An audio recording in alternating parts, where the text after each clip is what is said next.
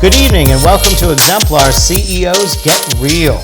I'm Christopher Marston with Exemplar Companies, and today we have our guest Greg Womack of Womack Investment Advisors out of Oklahoma City, Oklahoma. Welcome, Greg. Well, thank you, Chris, for having me. Thanks for coming all the way out here from Oklahoma to visit, and I know you got an office coming soon out here as well, right? Yes, be in the LA area. Fantastic. Yes. Well, we're looking forward to having you closer. We can use a more variety of accents out here. Yes, definitely an Okie from Muskogee. I love it. Are you from Muskogee? No, I'm not. Oh, that's great. Just the song, yeah. That's great. People think of Okie from Muskogee when they say, "Oh, you're from Oklahoma." I didn't know that. That's fantastic. Old Merle Haggard song. Did you grow up there? Grew up in Muskogee's just east of Oklahoma City. So but I grew up in pretty much Oklahoma City, Edmond. Oh, okay. Area. Edmond. Yes. Okay. And that's where your office is based, in Edmond, right? Right now it is. All right. Yes. Well, tell me about, Womack Investment Advisors, I know, but for our guests, it'd be great to share. What are you up to? Well, we're an investment advisory firm, so we help people plan for wealth and plan for life. That's our slogan. I love it. Yeah. So whatever person is their life's journey and their goals, ambitions, we then help structure strategies to help them to achieve it. And that's what we do. So from investment management to estate planning, advanced tax strategies, asset protection, those are the things that we work with our clients on. How long has the firm been around? Well, I started Womack Investment Advisors back in the year 2000. Okay. Great time to start right after the turn of the century. But been in business for roughly 36 years. So yes, been quite a while. Long time. So have you been in the investment business that long? Yes. No kidding. Yes. So you have a certain point of view that you take? Are certain investment advisors are only in funds, some are play stocks, some do day trading, others are in options. What's your angle? That's starting out, it was pretty basic, mutual funds and things of that nature. But over the years have gravitated toward individual securities and typically, some third-party money managers for specialty areas. Okay. But pretty much just we like to run our own deals, our own tactical models using large exchange-traded funds.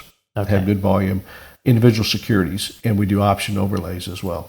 Okay. For hedging or for return enhancement? Return enhancement and for hedging, yeah. Okay. I find it a great way to reduce risk. People think of options as, scary, more risky, and they can be. They can also make it more conservative, right? That's right. Yeah. It can be if you don't know what you're doing, particularly, the shorter term expirations. Right. If something gets away from you, it could be disastrous in some cases. But we use them as to enhance returns and to help reduce risk. Okay. Yeah, on a security. Like selling covered calls, for example? Selling covered calls, that's one way, Or selling a put. Yeah. You may not even own the stock, but you still make, 2-3% perhaps on just the premium. Right. And if you do own it, then you can write it. If it's still in an uptrend, write it and sell calls. I remember when oil peaked back in 2007, right before the '08 crash, where we were selling calls like crazy on oil. Yeah. But I'm also a technician. That means I like to read charts. Oh, so am I. Yeah. Since 1995, I started reading them. No kidding. And so when oil started doing this, and it just kept wham going up. So instead of selling calls, we sold calls and bought puts. Yeah. So we wrote it down. It went all the way down to $35 from 150, and killed it.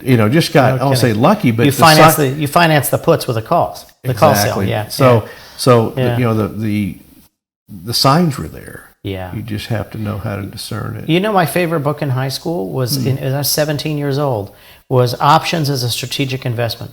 That thing was a Bible. It was 600 pages, and I loved it. All the strategies. Oh, cool. And the first options I ever bought, both of them doubled.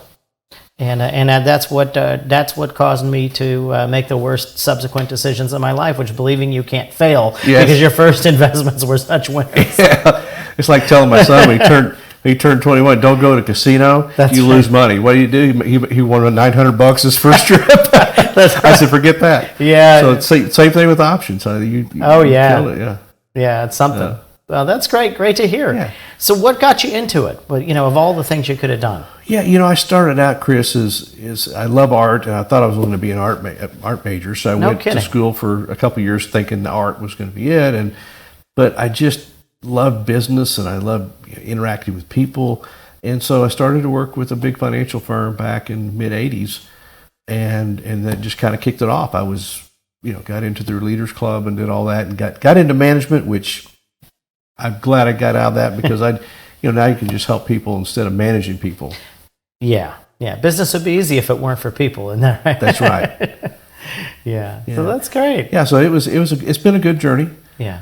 More focused now naturally when we're starting out. So our our clientele, we try to help her typically, higher net worth to where we can help them with the problems that face higher net worth people, right, and higher income. And so there's a lot to worry about when you start, making more money and you have businesses and things of that nature. So that's where I really like to spend my time, is strategies, helping people with that. Greg, what is an example of, say, the top 3 things on the mind of clients these days? Well, there's a lot of uncertainty, with the COVID-19 pandemic. I think a lot of it is preserving with the uncertainty. They don't want to make plans for the next 5-10 years with investments because we don't know how things are going to work out particularly. But for the most part, people still like to plan. And to me, I find that the housing market is an example. Right. It's amazing how, with interest rates low, that, people are still out wanting to buy a home, upgrade, lock in at low interest rates. So there's planning going on, but it's shifted a little bit with the uncertainty of the stock market and everything. It's shifted some. Okay, but if you were to take outside of what's going on right now with COVID, are there certain things that are on the minds of your high net worth clients that are typical planning strategies that you're things that you're helping them navigate around? Well, I think taxes is always an issue. Yeah, it's the big one. Typically, depending on your state, it can be even bigger, especially in California. Oh, yeah. So I think taxes is one that we're always looking to strategize on. How to reduce income taxes, how to reduce estate taxes, and so on. But and then the other is just being prepared. So what's around the corner? I don't think anybody knows for sure, but being prepared for what's around the corner, and typically liquidity comes in real handy during those times. Sure. So how do we create liquidity if you don't have it? Yeah, I mean, you got to be diversified, and you got to be. Speaking of liquidity, let's have some liquidity over here. We got Greg. Cheers. Great to see you. Cheers. Cheers. All right, we've got some 22-year-old Merlot here from Napa Valley, from Sterling. So yeah, that's beautiful. This has been in my cellar since I was in high school. I'm pretty sure. Wow. But don't tell anybody. So just 22 years. Huh? That's it. Okay. I'm looking forward to it, and here's to keeping it real. So let's keep it real. Yeah. Not bad. That's delicious. I love it. Yeah. It's balanced. Nice finish. Yeah. Very smooth. Well, that's really great. So regarding the strategies and the timing we're on the market, we were talking about liquidity. Let's dig in there for a little bit. A lot of people, I talk to so many people that are asset rich and cash poor. Yes. And it's amazing. And by the way, this extends to billionaires. We represent some families that own half of downtown cities, and in this COVID crisis, because they're the commercial buildings, they're absolutely getting killed because their liquidity they were over leveraged, and that's pretty typical in families that are heavily involved in this. But have you been trying to increase cash positions or balance portfolios out between liquid assets like stock market assets and bonds and stuff and real estate? Yeah, over the years we've done some real estate with our clients, and particularly more diversified strategy real estate, triple net lease properties, and so on. most of the things that we've done are fairly stable and good condition, like whether it's a Dollar General or a Amazon, shop. So those things are pretty solid. But the other commercial businesses, and especially if you're leasing, whether it's office, restaurants, malls, there's a lot of uncertainty how that's going to look over the next 6 months to a year. And so there'll be opportunities. There'll be some distressed assets. So if your client has, potentially those type of assets, look within the portfolio, even of real estate, and how do I create some liquidity to potentially, save my distressed asset or to purchase additional assets at some point at a distressed price. Right. Yeah, absolutely. I know that the real estate market in Oklahoma is pretty good, isn't it? It's been very steady. Particularly housing, but we're really connected still to the oil and gas business, and that's really gotten hit over this last year. Very interesting. But overall, I own some real estate there, and knock on some wood. Knock on wood. That's wood. This is not. That's wood. But good tenants is a key, and and every region is going to be a little different. Yeah. But it's going to be tough for a lot of people. Yeah. A lot of business owners, and in particular real estate that deals with office or malls, restaurants, and some retail. It depends on the retail. But, okay. Yeah. Wow. So I think, Chris, creating liquidity where you can, buffering where you can right now, and just kind of preparing. Not to say it's going to get massively worse, but there's going to be some distressed properties. There'll be some opportunities, and cash is king during these times. So, what do you say to younger professionals or entrepreneurs that are leading businesses that are thinking about, they're trying to plan for their future, but their futures, they're way out. They got a big timeline out there from an investment standpoint? I say be patient, but think big. There you go. Yeah. Be patient for some opportunities. Be looking for them. And then, and that gets all back to liquidity and some cash. If you've got either cash or know someone who does, then, waiting for an opportunity, but think big. Look at the trends. Where could they be going? And make some plays. Make some bets. Obviously, I'm concerned about the markets and their direction as well. But it seems that certain stocks have gone through the absolute roof, like even Tesla, for example. Amazon, you could have predicted. Tesla, I'm not sure I would have predicted. Right. But, I know this is, we're talking about something that's a moment in time, but we're all going to see how this pans out. But you've got to think that the dynamics, Greg, that create a good stock today actually make it not such a great stock in quarterly earnings a half a year from now when we get back to work. You just got to wonder. Sure. Because the absolute inflows, capital inflows, and it could just be that there's nowhere else to go, that people are becoming stock pickers and everybody's moving to the obvious suspects and Zoom and Teledoc and things like that, right? DocuU and DocuSign, all that good stuff. That's right. Didn't a DocuSign or something like that just replace American Airlines in the NASDAQ 100 today? Yes. It's amazing. You might not have imagined a thing that allows you to PDF sign something would replace an airline stock in the NASDAQ 100, right? Yes. Crazy. That is, yeah. So it's going to change. The dynamics are changing before us. Yeah. So keeping on top of those trends is important. And then look at what's being created around the world as far as our debt, and it's going to keep coming. We're not done yet on these surplus stimulus packages and pumping money into the system and buying junk bonds and everything else. So behind the scenes, I encourage our clients to have a strategy that will help protect against hyperinflation at some point. So we should touch that a little bit while we get stimulated. Talk about stimulus. Why not? I like that. Why not? Well, it looks like the market had a bounce as if it was stimulated to all hell, which it was, because some people like myself look at it and say, common sense has gone out the window. But you can't do that forever, right? You can't shut the door on reality. Right. My favorite saying, and I probably will say it on every other show, is every time I shut the door on reality, it comes in through the window.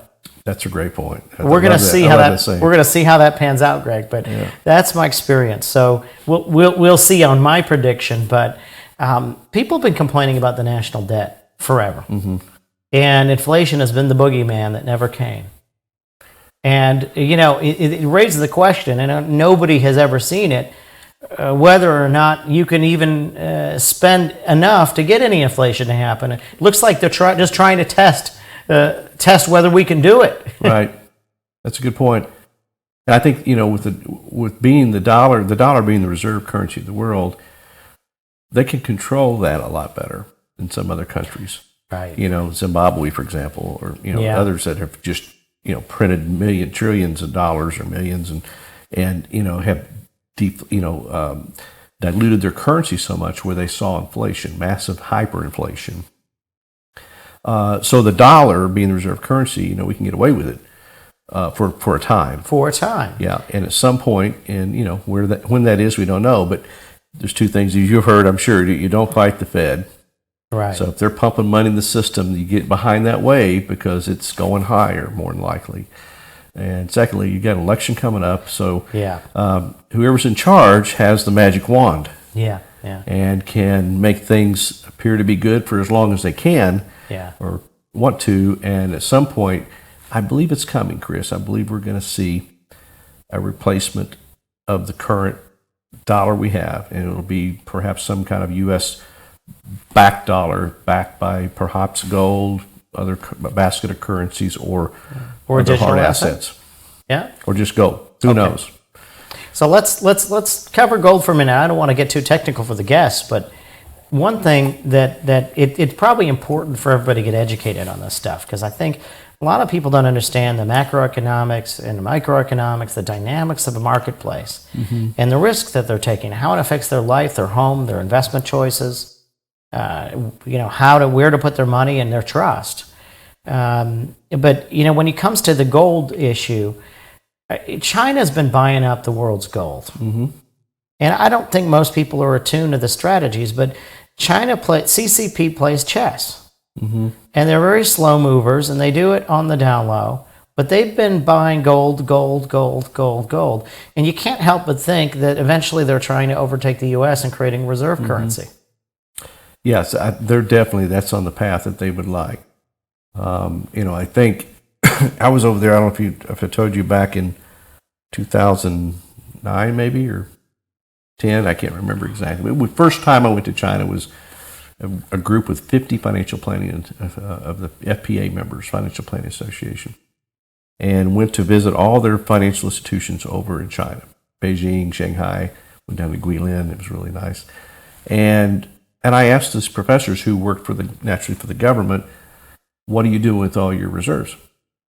Well, they're buying gold, silver, and other commodities. Yeah. But you're right. They've been not only buying it, but most companies that go there, whatever they mine, they have to sell it back to the government. Right. People don't know that. Yeah. Yeah. So, they have had families for generations who've owned almost all the gold. And they really can control a lot of things that go on. And so I think we'll see, these, not just China, but you have India and you've got other countries that have been buying, the central banks have been buying a lot of gold. So I think that's where the push is going to be. It's going to be, we have to restore confidence back in our dollar and our system and our federal and our financial systems. We've seen such corruption and but also printing of money that people around the world will lose faith. And at some point, even the Americans will lose faith in our financial system. So we have to do something, and it could be a reset button at some point. But all that, from what I'm reading, is some of these things are kind of being moved around in the background now to where, that could take, where the U.S. Treasury could create their own dollar and the Fed just kind of goes away in the background. And what do you do with all the debt? You have to make an agreement with all these other countries. Right. And then you have to reprice gold, who knows how high. That's right. 10,000 an ounce, 20,000, who knows what that number would be. But it could happen, and it probably will happen at some point here, not too far down the road. Are you concerned at all, Greg, that we're becoming, U.S. is becoming, the Fed, we're becoming more market participants, right? Instead of buying gold and to back the currency or to hold and reserve, other countries are employing that strategy, but we're becoming a market participant. Yes. Which sort of doubles down on the risk, doesn't it? Yeah. Well, in the latter stages, that's what you see happen. We've seen it happen with Japan for how many years? Yeah. And other countries, Rome, that had eventually the status went away because of the eventual debasing of their currency. Right. Yeah, and that's what we've done. So we're on that path. Yeah. So the wise will sit down and look at this and have an open mind to say, okay, what are ways we can protect ourselves? That's probably in the back of my mind, in forefront as a planning, that I talk to clients about. Right. Because we have to at least be thinking about it. Is there another country in the world that you're particularly concerned about as far as the competitive dynamics with the United States? Well, China would be a huge. Tell me your biggest concern about China. Well, you mean it's hard to believe what comes out of China. Yeah. So, you could mean that literally and figuratively. Yes, that's true. What's in the food too? Yeah, but yeah, MSG for sure. But yeah, anyway. it's hard to believe. And I'm not an expert. Yeah. There are much other guys that I read that are much bigger experts on China than I am. But at some point, they're in the same boat when it comes to debt and other things that to where their economy could implode on them as well. Yeah. So we have to protect ourselves, I think, as investors and as mom and dads and business owners. Protect your assets. And I recommend, gold and other types of precious metals, silver, platinum, others that take an effort to create. Yeah. They're worth something and have been for thousands and thousands of years. Absolutely, yeah. Absolutely. So I'm not like a major gold bug, but 10 to 20%, and that if gold does well, then mining stocks are going to do extremely well. Sure. We've seen that happen, this year as well. Do you believe there's value inherently in patent mining claims? Patent claims? I would think yes. I think there is. Yeah, inherently. Mm-hmm. Just thought I'd mention it, just in case. Our next guest is a CEO of a gold mining company. Oh, cool. So thought I'd mention. I look forward to that one because I love hearing the leaders in the gold area to talk about what's coming up and what they're doing and super smart guy, and it is going to be a great program. And again, really deep in economics and the history of that industry, and particularly where we are now and the attractiveness of that. It's going to be a really great program. I look forward to seeing it. Well, Greg, you mentioned wealth, you mentioned wisdom, you mentioned faith.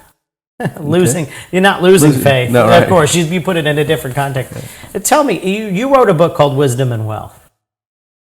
Yes, I did. I always wanted to write a book, so I did, and it was one of the toughest things I've ever done. And took about a year plus to do it, but I think it published in 2007. Yeah.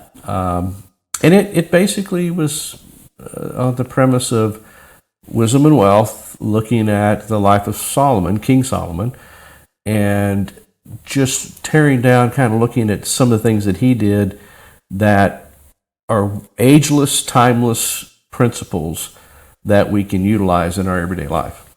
Now, I think in that book you compared Solomon to Warren Buffett. I did. I called Warren Buffett. The Oracle of Jerusalem. The Oracle of Jerusalem. Excuse me. The Oracle of Omaha was Warren Buffett, right? Or is Warren Buffett? Yeah. And I called Solomon the Oracle of Jerusalem. Right. And so back in Solomon's days, all the kings and queens of the world came and brought gold at the feet of Solomon. And it does tell you in the Old Testament how much gold they brought every year. And it didn't include the silver and, of course, other valuable things. But the value of the gold, when I wrote in 2007 the book, the net worth of his reign over those years of gold acquired, minimum just from the kings and queens, was well over $80 billion, which was, Warren Buffett's net worth at that time, supposedly. Wow. And so that's just not counting all the assets, just the gold, not counting everything else. But yeah, so somebody to listen to and to learn from, to gain wisdom and a perspective. So what made you go that far back in time to find the exemplar or the model of wisdom?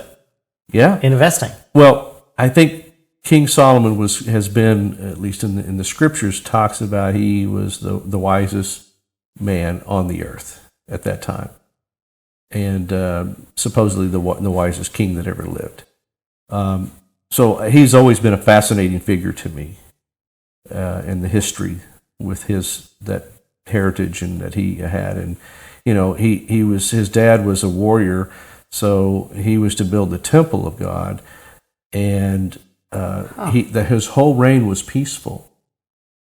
And but so he had a good time while he was doing all these things. and in Ecclesiastes, it ends up talking about, he did everything and had everything he ever wanted to extreme. And he said, but at the end of the day, you better know your God. You better sounds do like right. a Renaissance. Yeah. Of its time. I would love to see a recreation or a movie of that. I'm sure one's been done, but in a more modern time, it'd be fascinating. Yeah. Wow. So yeah, he's always fascinated me in that regard.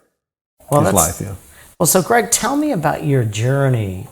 You have a journey, obviously. You've been in investment for a while, but your journey to creating a wealth management firm. You're an entrepreneur. Mm-hmm. You had to build it. You had to build relationships. You had to win trust with the most precious thing that people have, and that's their life savings. Right. Right. Now you can't die with it, so I don't know how. It's and that's a part of the planning. But nonetheless, right. It takes an immense amount of trust. You're right. So, what is your journey to getting to where you are? Well, I think it all gets back to why we do things. Why do you do things? What is your why? That's right. That's right. Why do you do it? One is I enjoy helping people. Yeah. I get fulfillment out of being, helping clients and people plan and see their things come to fruition.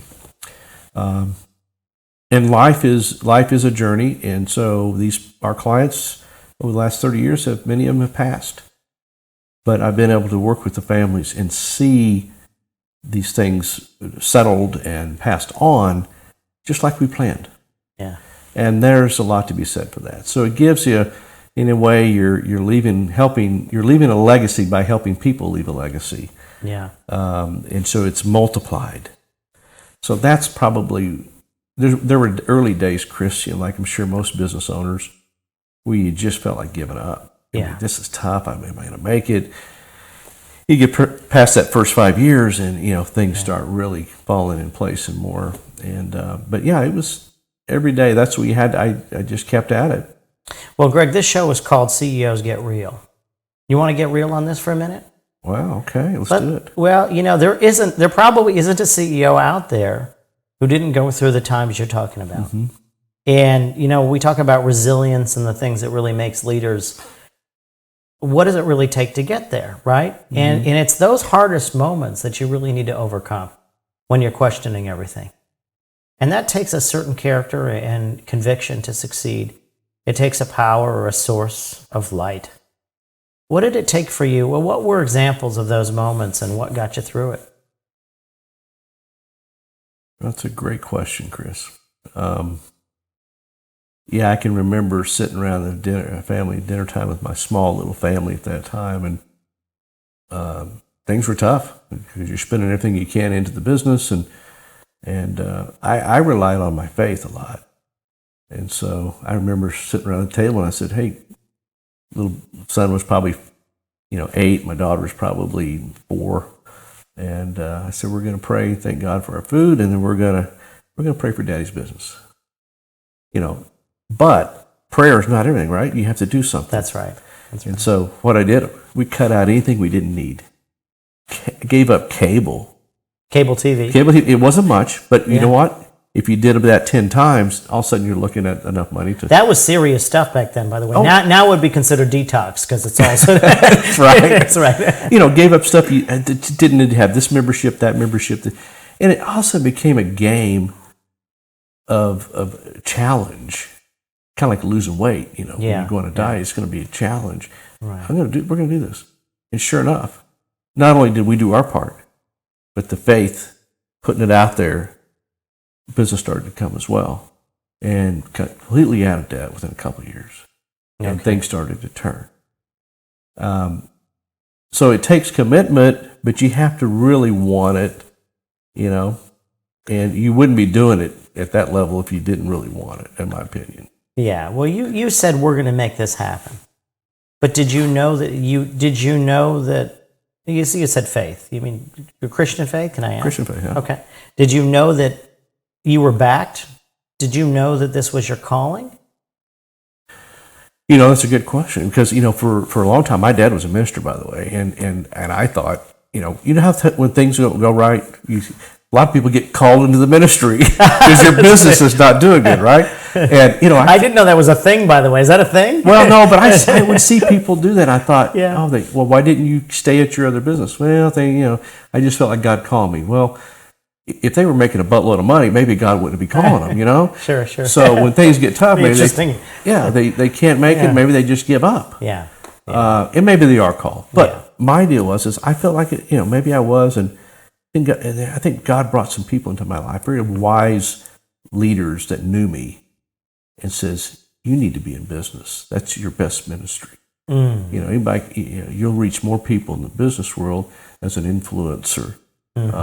As a faith spreader versus standing behind a pulpit necessarily. And so I got to thinking about that, Chris. I thought, maybe he's right.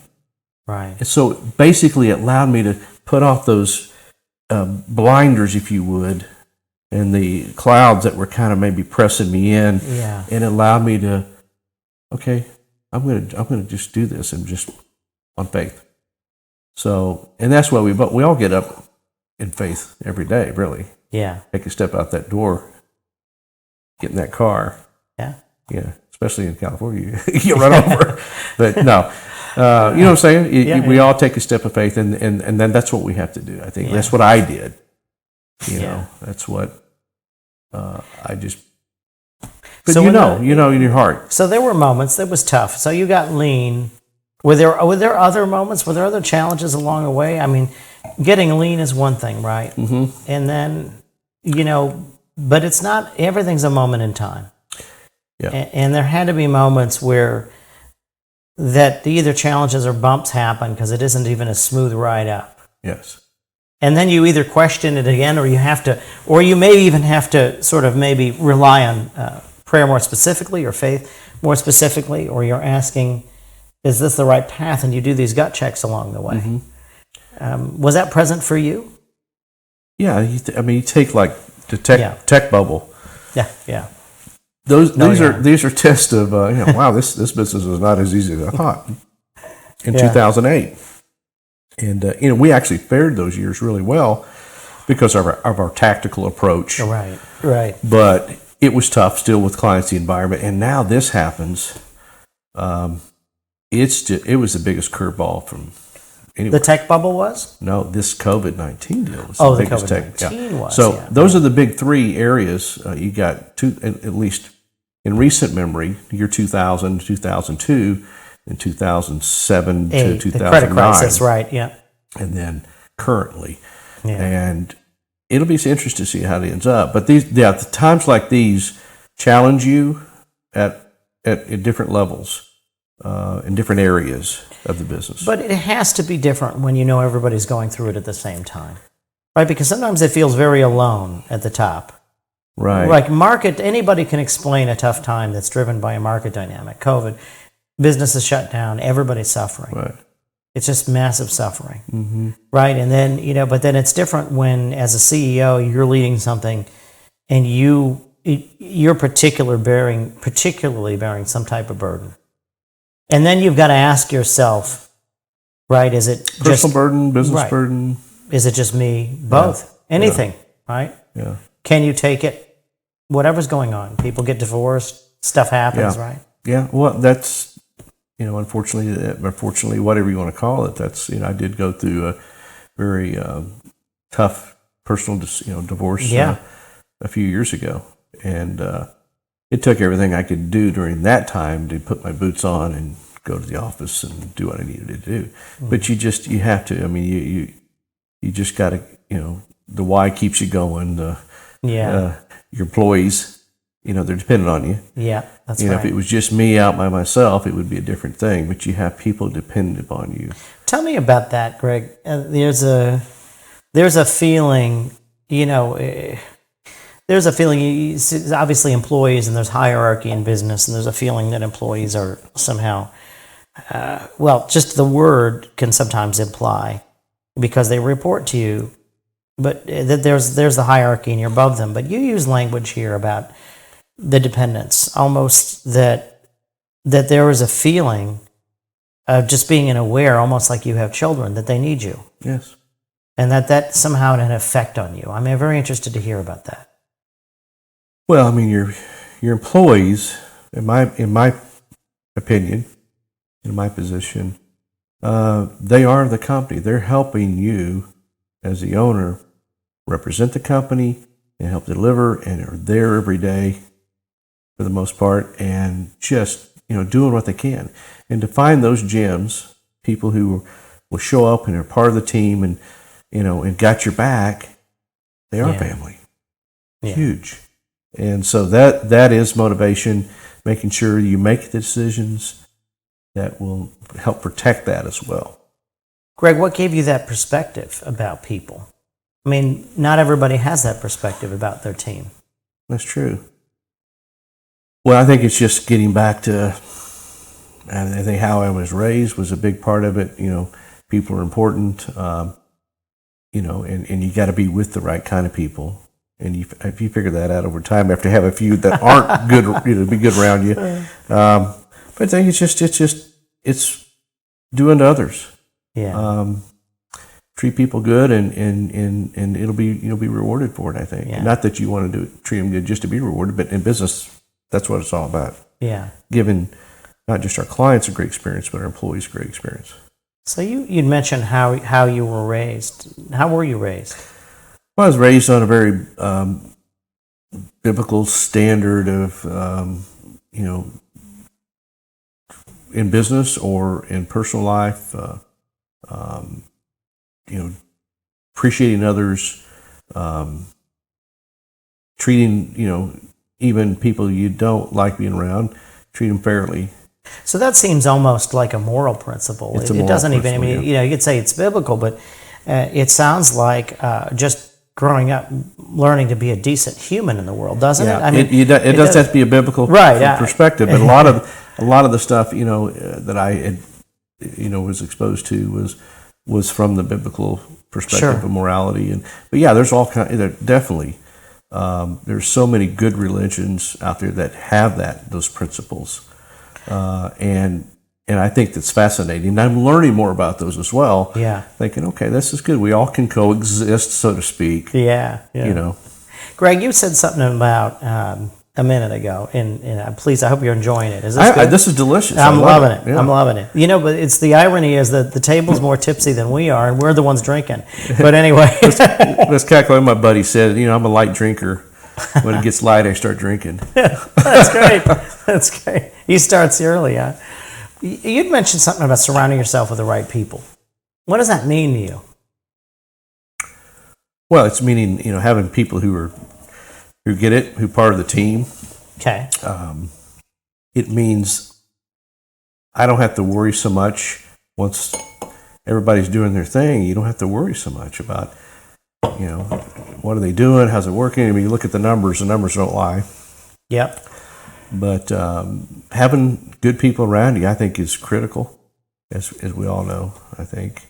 But having the right people, not just good people, but the right people in the right place. And that takes time to figure it out. So CEOs struggle with this. constantly, is finding the right people. And particularly if you're a CEO that believes in people and how important they are to your business. That learning process can taint a lot of CEOs. I mean, if you start with the perspective that your people are the lifeblood of your business, you invest in them because you believe that they're worthy of the investment. And we're in an age where millennials don't believe employers do that, which means that they've lost faith. And that's very disheartening to the young professionals out there. How is it in your journey you had to go through as a CEO, hiring people that weren't the right people? How did you not let that taint you? Because I know your people. They're dedicated, they show up, they care. It is a family. But that doesn't come easy. Right. And you can't lose faith and create that kind of team. How did you do it? Trial and error until you find the right person, really. It's easy to say that, Greg, but the errors can be painful. They can be, yeah, they can be. Right? I think I'm starting to use more of a screening process instead of trying to be the screener or our company directly, using a third-party screener, really detailing the criteria, let them headhunt basically for somebody. Sure. I think that can help tremendously. And then it also gets back, I believe, in the throwing it out there to the universe, and my universe happens to be the God that I serve, and so throwing it out there because you mean praying about it? Exactly, praying about it, verbalizing it, thinking about it, dwelling on it, and I believe it comes to you. It may take some time, but the timing is usually about right. Yeah.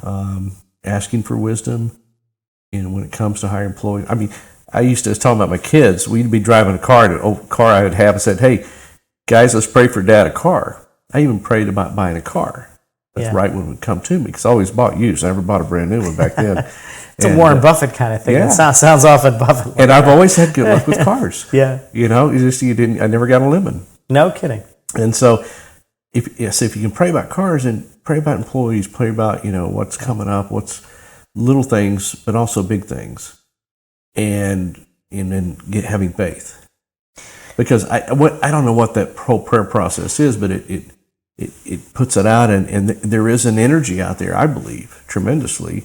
It's kind of blanketed it with but there's that energy, and I believe it comes from God's energy that will allow to fulfill. It's kind of like a pond. If it's dammed up, it gets scummy, but if you keep it flowing, and then it can be very refreshing, almost a spring-like. And if we can keep those channels open to God and be able to express and depend, say, I trust, this is what I need, and without you, and I just need your wisdom. Interesting. And that's how Solomon, when he was a teenager, became king. He didn't ask for riches; he asked for wisdom. And so what happened? It says he was the wisest king on earth, and bestowed upon him high wisdom. So check it out. Tesla has a self-driving car. I'm going to land this plane, trust me. Okay. I haven't figured out how to trust it yet, right? Because I always trust my own judgment. Now, trusting Tesla's autopilot's one thing. But I wrote a song, in the bridge of the song, my favorite part of a song is the bridge. It's the plot twist, right? Okay. Is the only way to control the day is to let go of the lever. Let go. Don't believe that you're in control of everything to begin with. Wow, that's a great. And, but that's the definition of faith. Mm-hmm. So, did you A/B test it? I mean, how do you really know it works, Greg? You've been doing it a long time, and you continue to do it. So, my bet is, if you didn't see miracles along the way, you would have stopped. You bet. But like I said, that night we played around the kitchen table, and I get a call the next day. Boom, big client. I count that as not by chance. We all go through the day, right? Either we worry, or we can say, like you said, let go of the lever. Either way, you're drinking, right? You better be happy. That's right. Either way, it all ends the same. By the way, Solomon loved wine, right? So, that's right. Cheers. Yeah. Cheers to that. But we have a choice, I guess. It gets back to, do we worry, or do we, trust and have faith and ask for things, and may not get it exactly the way you want it, but the timing may not be the way you want it either. But I think over time, things work out. They really do. I believe they do, especially if you do have faith. Well, in knowledge industries, I have a saying in knowledge work, because we represent, and I have to hire lawyers and the most brainiac, accountants, lawyers, CPAs, and investment bankers. I mean, they're all high autonomy, most educated people, all smarter than me, right? And and so I have to tell them, I said, we don't have to know everything, folks. We just have to know people who do. That's right. Good point. But I never really thought about that we just have to know someone who does, meaning, in other words, that the source of knowledge, your source of wisdom wasn't necessarily other people, it seems. Not to say that it excluded other people. Right. Well, it's amazing how people can come into your life and provide you with that wisdom. But not by accident. Exactly. In my opinion, not by accident, from my experience. Yeah. I don't think. Yeah, right. I have to preface it from my experience. Yeah, that's right. Because, I think the people are brought into our lives for a reason. Yeah. Some are good, some are bad. Yeah. but they do teach us something. They do hone us down. They make us better, sharper, even if it's a bad experience in most cases, and helps you see a deeper perspective of yourself, I think, where you fit in. Yeah. But it's always good when someone good comes into your life. Yeah. Those are the blessings. Yeah. Those are all the good hugs and good feels. I call them God winks. God winks? God winks at you. You say, I got you. I've been hearing you. That's great. And there's some things that have come into my life in the last few years that have been that way. And it was nothing, I had the desire, and I didn't verbalize it maybe even much. But it happened. And I think, I don't deserve this. And as my mom would say, yeah, you do, Greg. You deserve it. But I call those God winks. I love it. Yeah. That's great, Greg. Yeah. I love it. You wouldn't know. I have never heard of that before. So it's just beautiful to hear. Well, I didn't invent it. My uncle told me, I don't know if he invented it, but he goes, I call those God winks. That is cool. Yeah. Well, thanks for sharing that. That's great. You're welcome. Yeah. Now, I think we all, we all get it there's so much pressure, I think, today. So much stress. This whole COVID pandemic thing is just, it's sad. I mean, you're going to see businesses fold, and we have seen them fold. People who put their life savings in their business, they're done. Yeah. I mean, there's going to be huge opportunities. Don't get me wrong. I'm not talking about opportunities, but I'm talking about the ashes that are going to be left over from this thing. So people need God winks. They need something good happen in their life. And those who are going through that tough time right now is just to say that don't hang on to the lever. Yeah, that's right. Like you said, let go but have that faith and search for beyond what we see and hear every day, which is so much junk. We're going to get into junk. Junk bonds? No, just what we see and hear every day. That you've accurately defined as junk. But that's round two. That's round two. We're almost there. You got another bottle? I love it. We'll be here all night. It's great.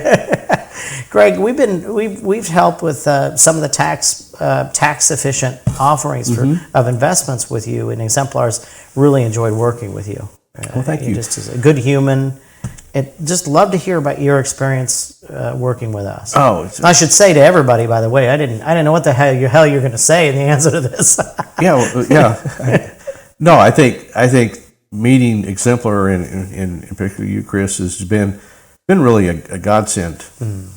I think you guys have just the way you handled the compliance end of things and things that we do. So just to kind of let everybody know, I have a separate firm that we work with landowners and the best uses for their land.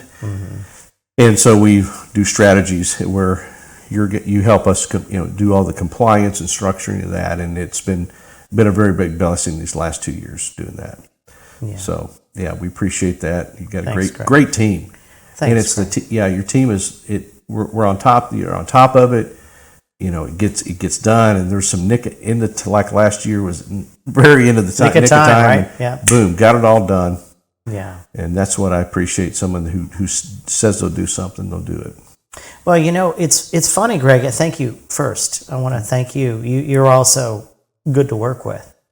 I have in our core values, and I put it out to everyone. We have 8 of them, and integrity's on the list of 8. And there's a number of them, and everybody look at integrity and say, "Well, duh." I mean, duh, right? And then, but you ask somebody to define integrity in simple words, and the way I define it is, it's just real simple. It means say what you'll do, and do what you say. Mm-hmm. Most people would say it means you're not a liar. But to me, it's actually a little bit more specific. It's say what you'll do and just do what you say. Mm-hmm. And ironically, when you define it in those terms, and most people nod, I get bobblehead with that answer, by the way, what you find is that it's not actually what happens most of the time. Right.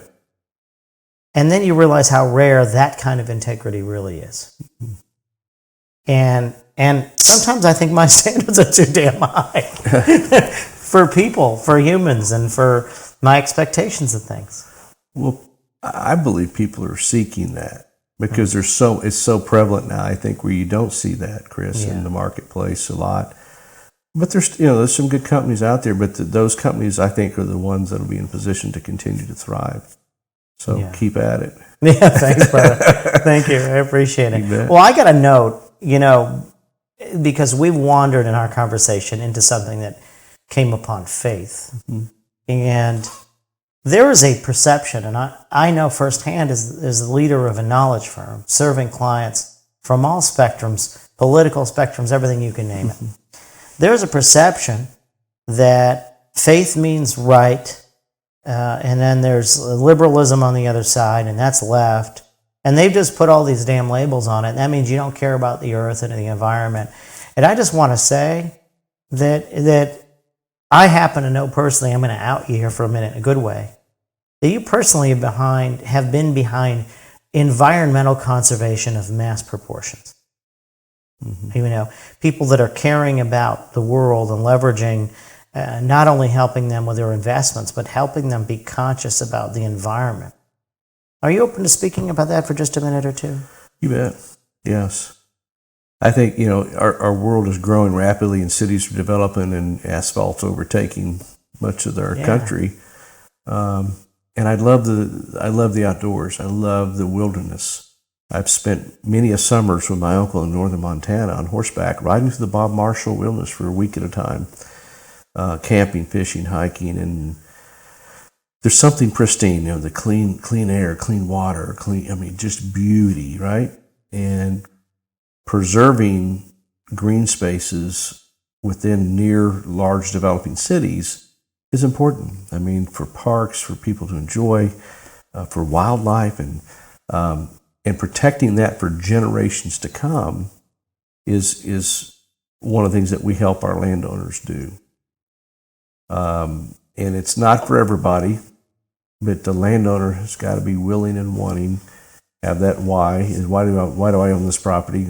I want to pass it down to my heirs for many years and keep it as a horse ranch, or turn it into a nature park, and that is a legacy that they can leave. And they'd rather do that than see it develop into a bunch of 7-Elevens or quick stops and everything else. Yeah. Well, I just want to contrast that with some perfect I have a colleague that does environmental litigation against developers in New York City, and by the way, this person is extremely politically active on the progressive side, and you have Bill de Blasio in New York that could give a damn about preservation. Mm-hmm. Or planning and community planning, and they're going to put 5,000 more people in a square block area, mm-hmm. and no space for anything, for no green space, no anything, and he doesn't care. Mm-hmm. And it's just depoliticizing the fact that regardless of faith or perspective or the realness, whatever's true for you, Greg, or whatever's true for him, de Blasio, because I don't know the guy, that the care for the world, don't be fooled by political stuff. The care for the world is within you. And you know, actions speak louder than words, right? Actions speak and words whisper. And I think it's important to hear and to know that you've been active in that you care, and that you even had this spiritual experience about experiencing, for example, Montana. My sister lives there. She called it the last best place. It is. Yeah, I love it. Now, worst thing she did was that move there before she met the right guy.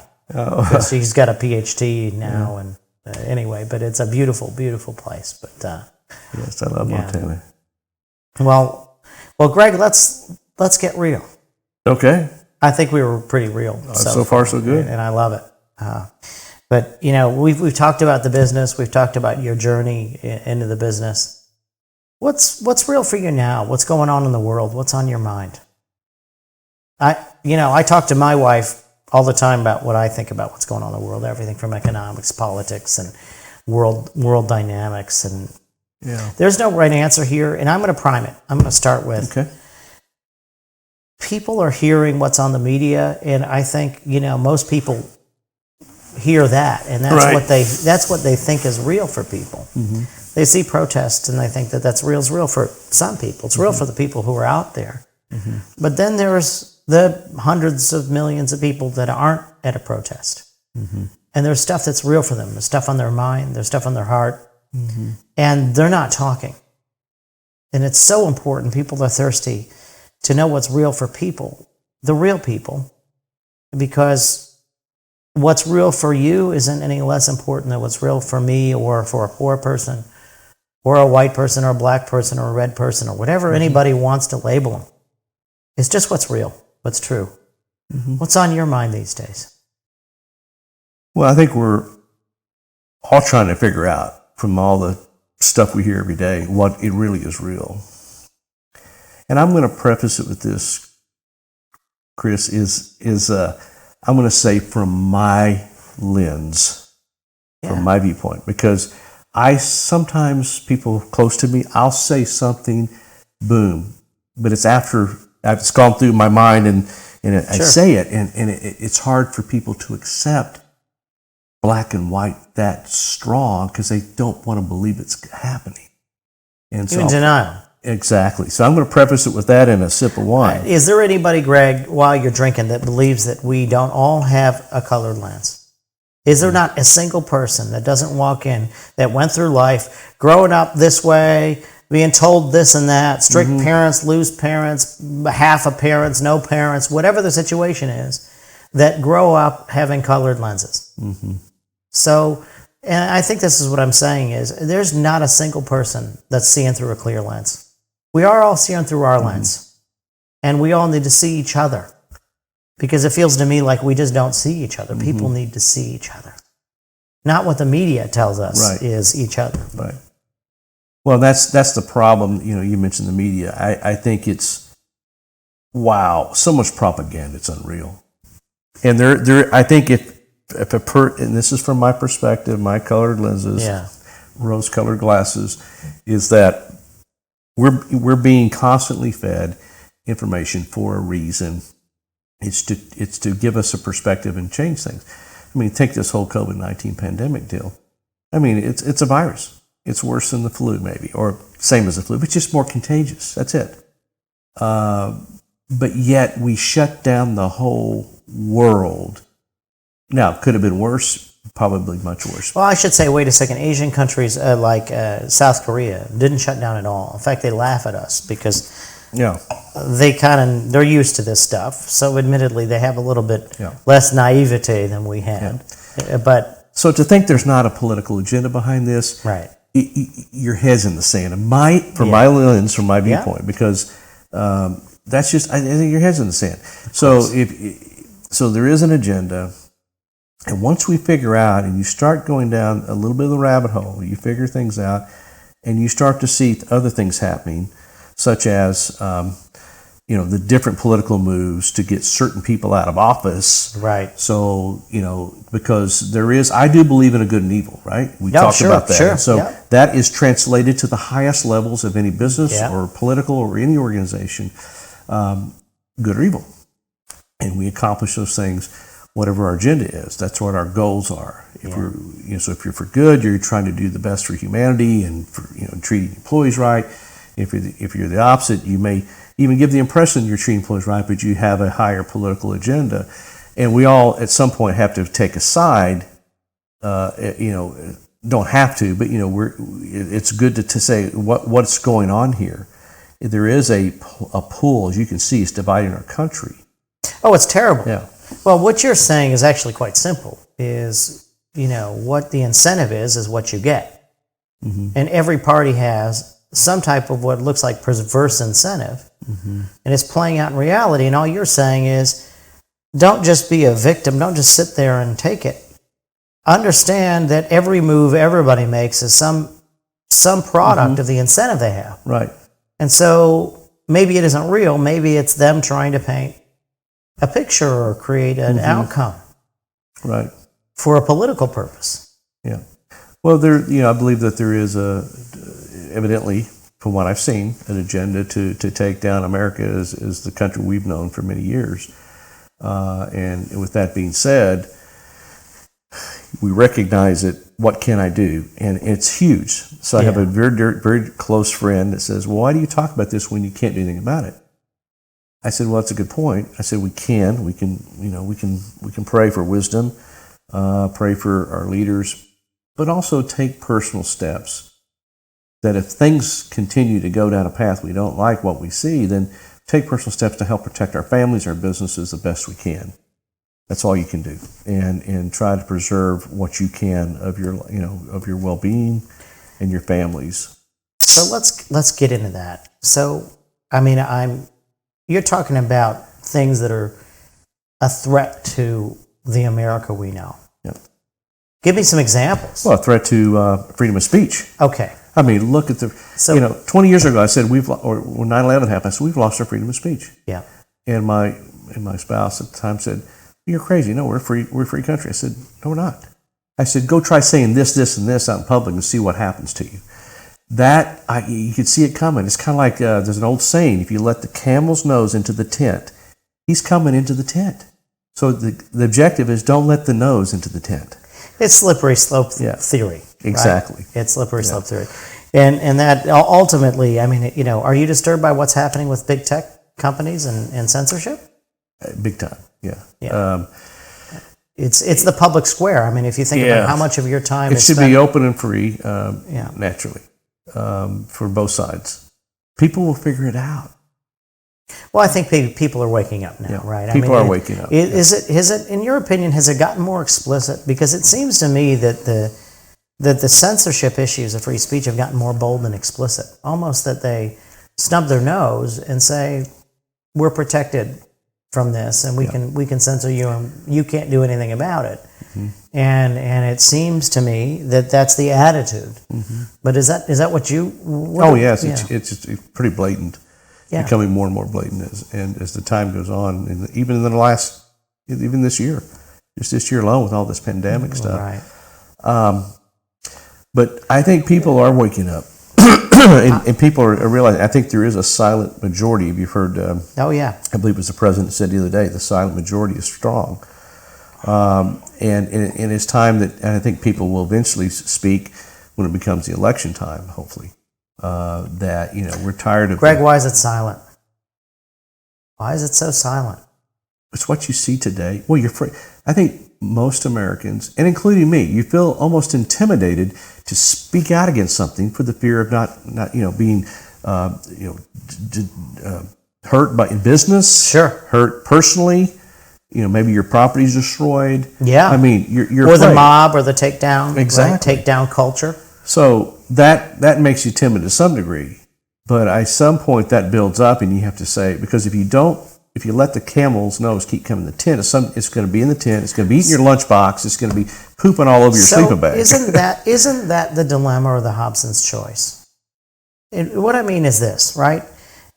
You call it the silent majority. I'm familiar with it because anybody who's a part of it knows what that feels like. Mm-hmm. And yet you're talking about slippery slope theory. Mm-hmm. So isn't it the case that at some point you can't be silent because being silent is complicit with, essentially you're letting the camel's nose in the tent? Mm-hmm. I was raised Jewish, and there was a statement about the Holocaust as saying that, they came for these people and nobody did anything, and they came for that religion and this, and then nobody did anything, and what's going to happen when they come for you? Mm-hmm. And it could happen. And shame on me for not knowing. I didn't come prepared to talk about this because we're getting real. Mm-hmm. But I think the thing is that eventually you see the logic eating its own. Mm-hmm. Free speech, the challenges and censorship issues don't eventually just get one side. Mm-hmm. They eventually eat away at the fabric of everything. Mm-hmm. Is that resonant at all? Oh yeah. And I see that this whole racial deal, if you want to get real, is programmed. It's for the most part, we all treat each other with respect, and unfortunately there are some bad cops, bad apples. But at the end of the day, all lives matter. Everybody's life is important. Now, if there's an extreme, I kind of see where we need to point something out, say something needs to change. But it's just amazing, what we're seeing if you don't get on the bandwagon, right? Even though you're not a racist. Well, tell me about that. If before there was such a thing as Black Lives Matter, if you were saying in a natural language, in just a normal sentence, that everybody's life is important, very important, that would not have been a charged statement. Mm-hmm. And then came along a movement, so the response to which saying the very same thing is somehow so offensive as to be painted racist. What do you think's going on there? I think there's a bigger political agenda behind this whole event. Why would you have them wanting to tear down the Abraham Lincoln statue, who fought for the slaves, who defended the slave, who freed the slaves? Why would you want to deface and destroy monuments of generals who fought against slavery, right? And I'm sure they don't know that. Yeah. I'm sure they don't. To me, there's a bigger agenda behind this whole thing, and then it shames you if you don't jump on the bandwagon, and because but I would just encourage our listeners. It's hard, I know, because talking about these things in a gathering or with friends, relatives even, it can be very stressful. But it shouldn't be, right? Because we need to see each other. Let's see each other. Let's respect each other. Let's talk things through. And at the end of the day, I got a good buddy out of San Diego. He's more liberal than I am, and he sees things from a totally different perspective. And we'll get into some arguments, kind of, so to speak. We're getting real. We get real every time we get together. I love it. At the end of the day, we shake hands, we hug each other. That's right. We're gone. You have a drink. Done. You're done. We have a drink at least. Yeah. And that's really what happened to civility, right? Isn't really that what it's about? As civility has gone. So let's start a new deal. #civility. How about that? Yeah. Civility. Yeah, and promote that. So, and I think the silent majority is the #civility. I believe the silent majority is #civility. Well, okay. So this is an interesting thing. I want to unpack this for a minute because, I don't want anybody to be empty. We're supposed to finish this bottle within the interview, right? That's right. We are. That's the goal. So, there's sort of a saying that everything comes full circle. Mm-hmm. And the interesting thing about this was, and I have a discussion with. There's an alarming amount of people that are switching parties at the moment. Not because they love the president necessarily, mm-hmm. But because they represented civility or they represented the part. They believed in their heart that kindness and civility was what it was supposed to be about. Mm-hmm. There was a time when the left was about free speech, and the ACLU was about free speech, about rights and civil rights, if you remember how this all evolved. and the party of love. Mm-hmm. And yet, we're seeing very tough, judgmental, hateful, intolerant stuff coming in. And obviously, there's pie being thrown every direction. But I think, at least what I'm observing is that people who are looking for civility and for looking to see each other aren't exactly finding exemplars or role models of that on any side. What's your thought about it? They're not finding? They're not finding it. They're not finding it on the left. Oh, yeah, I agree. I mean, they're not finding it. They're not finding it. Yeah. And that it's disappointing. Mm-hmm. Because if you don't know who your tribe is, you're lost. Right. You're looking. That is true. I like that. That's good stuff. It's real. It's just real. Yeah. It's just real. Yeah. Wow. This was great. I appreciate it. This is fun. I didn't know how this would work, but I guess when you serve wine, too much can go wrong, right? Well, if we went another hour, you never know what happened.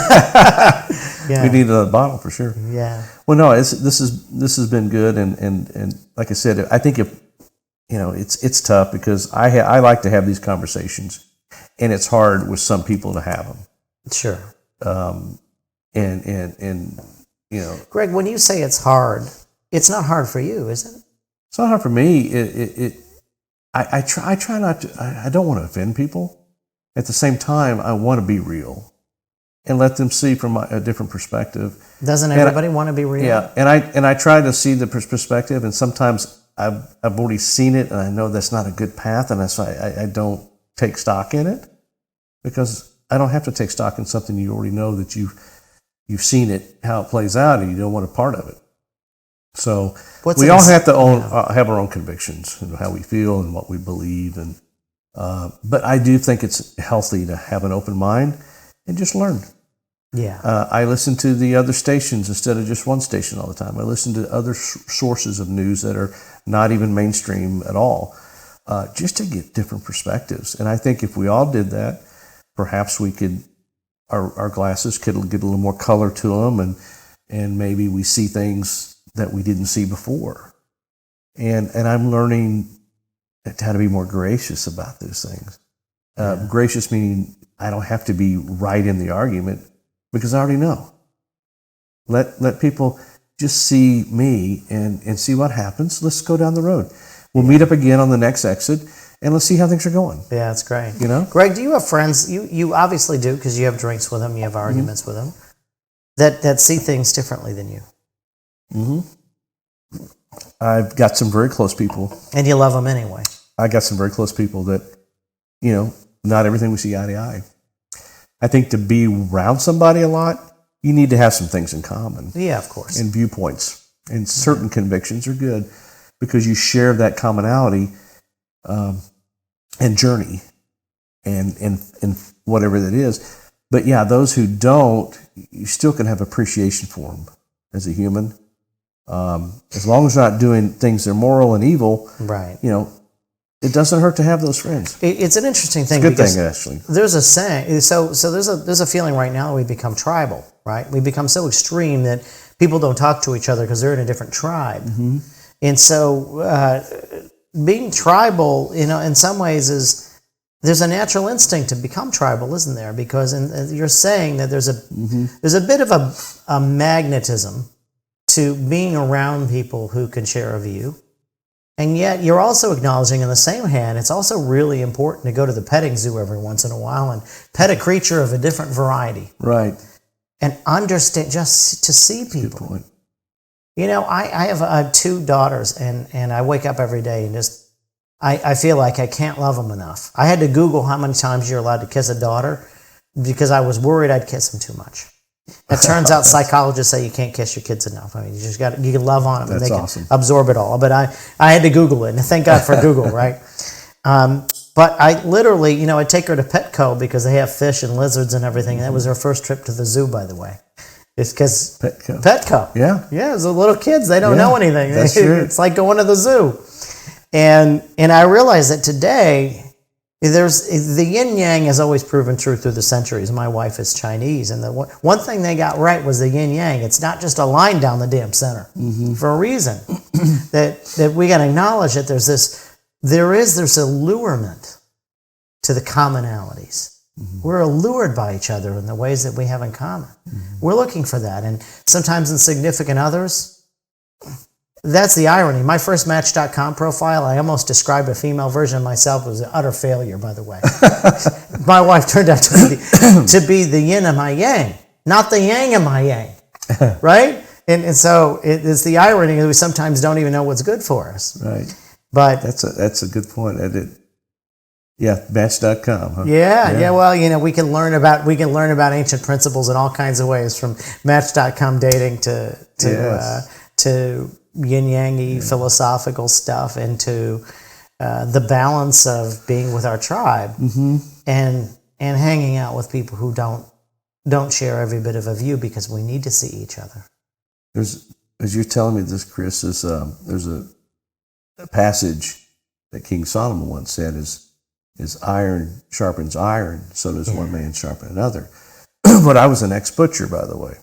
Really? I'm an ex-butcher. So on a knife, and a good knife, got to be good steel, right? But on a knife, you got two sides. And if one side is not brought to a point, one side is pushed over more than the other, you have a dull knife. So think of it as what we're talking about, is if we have one view, this is it, and this is my tribe, and this is what I'm going to do, then you're not the best instrument or knife that you can be. Whereas you have someone else that comes along out of respect, out of love, out of friendship or whatever, and you have some commonality, but you help see each other's view, and both of you then tend to sharpen that, where both sides of that knife are sharp, and you become a much more effective human being, person in your relationships, and those are God things that you bring into your life to help you, but you have to be open to it. Well, Greg, this has been great. I wanted to thank you for joining us for Exemplar's edition of CEOs Get Real. This has been real. Yes, it has, Chris. And so I appreciate you having me. And so cheers to that. Fun. Here's to keeping it real and to seeing each other. Thank you.